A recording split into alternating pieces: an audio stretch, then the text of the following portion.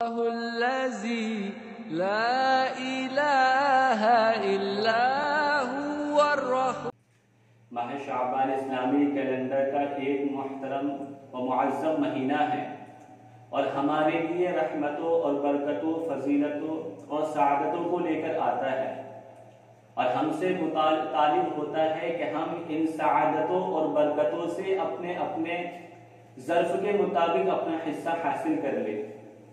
مگر بہت سے لوگ اس ماہ کی آمد و رفت سے کوئی دلچسپی نہیں رکھتے، اس سے بے توجہی و غفلت برتتے اور ان سعادتوں اور برکتوں سے محروم رہ جاتے ہیں، اور بعض حضرات اس سے ایک قدم آگے بڑھا کر اس مہینے میں بعض بدعات و خرافات کے مرتکب ہوتے ہیں، اور سعادتوں اور برکتوں کے بجائے حرمان نصیبی بلکہ اور اس سے بڑھ کر بدبختیوں اور نحوستوں کے مستحق قرار پاتے ہیں۔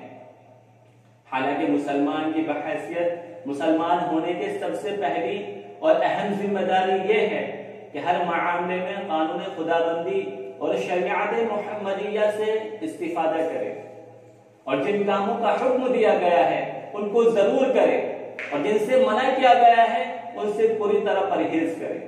منمانی رسومات، من گھڑت خرافات سے کوئی واسطہ اور تعلق نہ رکھے۔ اسی طرح جب کوئی مہینہ آئے تو پہلے معلوم کرے کہ شریعت نے اس کے بارے میں کیا کرنے اور کیا نہ کرنے کا حکم دیا ہے۔ شعبان کے بارے میں عوام الناس میں دو طرح کی غلط فہمیاں اور غلطیاں رائج ہے۔ ایک یہ کہ اس میں ہمیں کیا کرنا چاہیے، اس کا صحیح علم نہیں، اس لیے غلط سلط باتوں کو اپناتے ہیں۔ دوسرے یہ کہ اس کی فضیلت کا علم نہ ہونے کی بنا پر اہمیت پر نظر نہیں ہے۔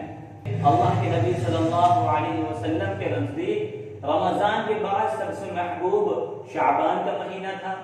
اس سے بھی شعبان کی ایک خصوصی فضیلت معلوم ہوتی ہے۔ ایک حدیث میں شعبان کے مہینے کی ایک خاص فضیلت یہ بتائی گئی ہے کہ اس ماہ میں اللہ رب العالمین کے دربار میں اعمال کی پیشی ہوتی ہے۔ چنانچہ حضرت اسامہ بن زید رحمۃ اللہ علیہ نے فرمایا کہ میں نے اللہ کے رسول صلی اللہ علیہ وسلم سے سوال کیا کہ یا رسول اللہ، میں نے آپ کو کسی مہینے میں اتنے روزے رکھتے ہوئے نہیں دیکھا جتنے کہ آپ شعبان میں رکھتے ہیں۔ آپ صلی اللہ علیہ وسلم نے یہ فرمایا کہ ہاں، وہ شعبان ایک مہینہ ہے رجب اور رمضان کے درمیان جس سے لوگ غافل رہتے ہیں، اور وہ ایسا مہینہ ہے جس میں اللہ رب العالمین کے دربار میں اعمال پیش ہوتے ہیں۔ لہذا میں پسند کرتا ہوں کہ ہر عمل اس حال میں پیش ہو کہ میں روزے دار ہوں۔ حافظ ابن حجر عسقلانی رحمۃ اللہ علیہ نے فتح الباری میں اس حدیث کو ذکر کیا ہے، اس پر کوئی جرح نہیں کی ہے، بلکہ فرمایا کہ ابن خزیمہ نے اس حدیث کو صحیح قرار دیا ہے۔ اس پر ایک اشکال، ایک شبہ ہوتا ہے، وہ یہ کہ متعدد احادیث میں مذکور ہے کہ ہر پیر اور جمعرات کو اعمال پیش کی جاتے ہیں۔ جب ہر پیر اور جمعرات کو اعمال پیش ہوتے آتے ہیں تو شعبان میں پھر کون سے اعمال مخصوص طور پر پیش کیے جاتے ہیں؟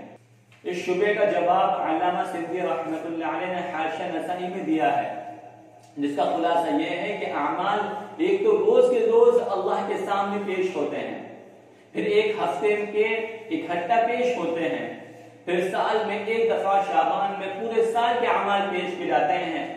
رہی اس کی حکمت تو اللہ تبارک و تعالی زیادہ جانتے ہیں۔ غرض شعبان کے مہینے میں انسان کے اعمال اللہ کے سامنے پیش ہوتے ہیں، اور اللہ کی طرف سے اس مہینے میں اس سال مرنے والوں کا نام لکھ دیا جاتا ہے۔ شب برات کے مہینے میں ہمیں کیا کرنا چاہیے اور کیا نہیں کرنا چاہیے، لیکن بات یہ ہے کہ شب برات کے بارے میں یہ کہنا بالکل غلط ہے کہ اس کی کوئی فضیلت حدیث سے ثابت نہیں۔ حقیقت یہ ہے کہ 10 صحابہ کرام رضوان اللہ تعالی علیہم اجمعین سے احادیث مروی ہے جن میں نبی کریم صلی اللہ علیہ وسلم نے اس رات کی فضیلت بیان فرمائی۔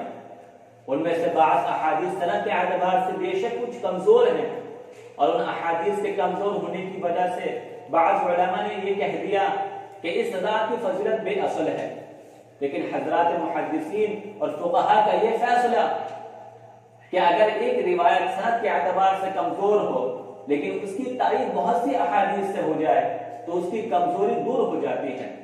اور جیسا کہ میں نے عرض کیا کہ 10 صحابہ کرام رضی اللہ تعالی عنہم اجمعین سے اس کی فضیلت میں روایت موجود ہے، لہذا جس راز کی فضیلت میں 10 صحابہ کرام سے روایت مروی ہو اس کو بے بنیاد اور بے اصل کہنا بالکل غلط ہے. نبی اکرم صلی اللہ علیہ وسلم سے روایت کرتے ہیں کہ آپ صلی اللہ علیہ وسلم نے ارشاد فرمایا اللہ عز و جل 15 شعبان کی رات میں آسمان دنیا کی طرف اپنی شان مجھ کے مطابق نزول اجلال فرماتے ہیں، اور اس رات ہر کسی کی مغفرت کر دی جاتی ہے سوائے اللہ تعالیٰ کے ساتھ شرک کرنے والے یا ایسے شخص کے جس کے دل میں بغض ہو. آپ صلی اللہ علیہ وسلم نے ایک جگہ ارشاد فرمایا کہ عائشہ جانتی بھی ہو یہ کون سی رات ہے؟ میں نے عرض کیا کہ اللہ اور اس کے رسول ہی زیادہ جانتے ہیں. فرمایا یہ شعبان کی 15ویں شب ہے، اللہ عز و جل اس رات اپنے بندوں پر نظر رحمت فرماتے ہیں اور بخشش چاہنے والوں کی مغفرت فرماتے ہیں، رحم چاہنے والوں پر رحم فرماتے ہیں، اور دلوں میں کسی مسلمان کی طرف سے بغض رکھنے والوں کو ان کی حالت پر ہی چھوڑ دیتے ہیں. حضرت ابو موسیٰ اشعری رضی اللہ تعالی عنہ رسول اللہ صلی اللہ علیہ وسلم سے روایت فرماتے ہیں کہ آپ صلی اللہ علیہ وسلم نے ارشاد فرمایا اللہ تعالی شعبان کی 15ویں رات رحمت کی نظر فرما کر تمام مخلوق کی مغفرت فرماتے ہیں سوائے اللہ کے ساتھ شرک کرنے والے اور دلوں میں کسی مسلمان کی طرف سے بغض رکھنے والے. رسول اکرم صلی اللہ علیہ وسلم نے فرمایا کہ شعبان کی 15ویں رات اللہ تبارک و تعالی اپنی مخلوق کی طرف رحمت کی نظر فرماتے ہیں سوائے 2 شخصوں کے، باقی سب کی مغفرت فرما دیتے ہیں. ایک کینہ رکھنے والا، نمبر 2 کسی کو ناحق قتل کرنے والا. حضرت عثمان بن ابی العاص رضی اللہ تعالی عنہ نبی کریم صلی اللہ علیہ وسلم سے روایت کرتے ہیں کہ آپ صلی اللہ علیہ وسلم نے ارشاد فرمایا کہ جب شعبان کی 15ویں رات ہوتی ہے تو اللہ تبارک و تعالی کی طرف سے ایک پکارنے والا پکارتا ہے کوئی مغفرت کا طالب کہ ہے اس کی مغفرت کر دی جائے، کہ ہے کوئی مانگنے والا کہ میں اس کو عطا کروں. اس وقت جو سچے دل کے ساتھ مانگتا ہے اس کو اس کی شان کے مطابق ملتا ہے، سوائے بدکار عورت اور مشرک کے کہ یہ اپنی بداعمالیوں کے سبب اللہ تبارک و تعالی کی عطا سے محروم رہتے ہیں. حضرت عائشہ رضی اللہ تعالی عنہ نبی اکرم صلی اللہ علیہ وسلم سے روایت فرماتی ہیں کہ آپ صلی اللہ علیہ وسلم نے فرمایا کیا تمہیں معلوم ہے کہ اس رات یعنی شعبان کی 15ویں رات میں کیا ہوتا ہے؟ انہوں نے دریافت فرمایا کہ یا رسول اللہ کیا ہوتا ہے؟ آپ صلی اللہ علیہ وسلم نے فرمایا کہ اس شب یہ ہوتا ہے کہ اس سال میں جتنے بھی پیدا ہوتے ہیں وہ سب لکھ دیے جاتے ہیں، اور جتنے اس سال میں مرنے والے ہوتے ہیں وہ سب لکھ دیے جاتے ہیں، اور اس رات میں سب بندوں کے سارے سال کے اعمال اٹھائے جاتے ہیں، اور اسی رات میں لوگوں کی مقررہ روزی مقررہ وقت پر اترتی ہے. حضرت عطا بن یسار رحمۃ اللہ علیہ فرماتے ہیں کہ جب شعبان کی 15ویں رات ہوتی ہے تو موت کا فرشتہ ایک شعبان سے دوسرے شعبان تک مرنے والوں کا نام اپنی فہرست سے مٹا دیتا ہے، اور کوئی شخص ظلم، تجارت اور کوئی عورتوں سے نکاح کر رہا ہوتا ہے اس حال میں کہ اس کا نام زندوں میں مردوں کی طرف منتقل ہو چکا ہوتا ہے. شب قدر کے بعد کوئی رات اس رات سے افضل نہیں. اللہ تعالیٰ نے اپنی شان کے مطابق آسمان دنیا پر نزول فرما کر ہر ایک کی مغفرت فرما دیتے ہیں سوائے شرک کرنے والے، نمبر 2 کینہ، اور نمبر 3 قطع رحمی کرنے والے.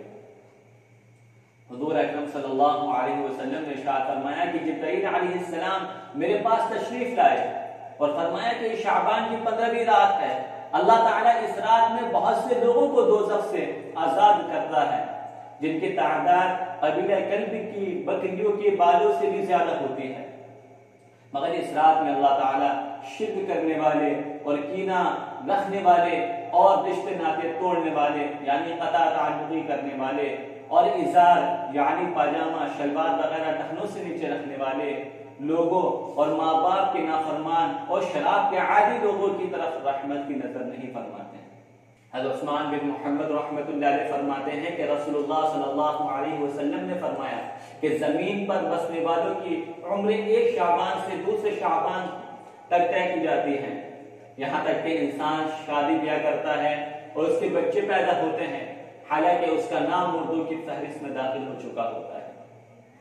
حضرت ابو درداء رضی اللہ تعالی عنہ فرماتے ہیں کہ جس شخص نے ثواب کی امید سے عیدین کی راتوں میں قیام کیا، یعنی عبادت کے ذریعے ان کو زندہ کیا، تو اس کا دل اس وحشت والے دن زندہ رہے گا جس دن لوگوں کے دل قیامت کے ہولناکی کی وجہ سے مردہ ہو جائیں گے۔ امام شافعی رحمۃ اللہ علیہ فرماتے ہیں کہ ہم تک یہ بات پہنچی ہے کہ 5 راتوں میں دعاؤں کو قبول کیا جاتا ہے، جمعے کی رات، عید الاضحیٰ کی رات، عید الفطر کی رات، رجب کی پہلی رات اور شعبان کی 15ویں رات۔ کچھ لوگ ایسے ہیں کہ جو اس رات میں بھی اللہ تبارک و تعالی کی رحمتوں اور بخششوں سے محروم ہیں، کہ اس رات میں اللہ تبارک و تعالی کی رحمت سے، مغفرت سے کون محروم ہے؟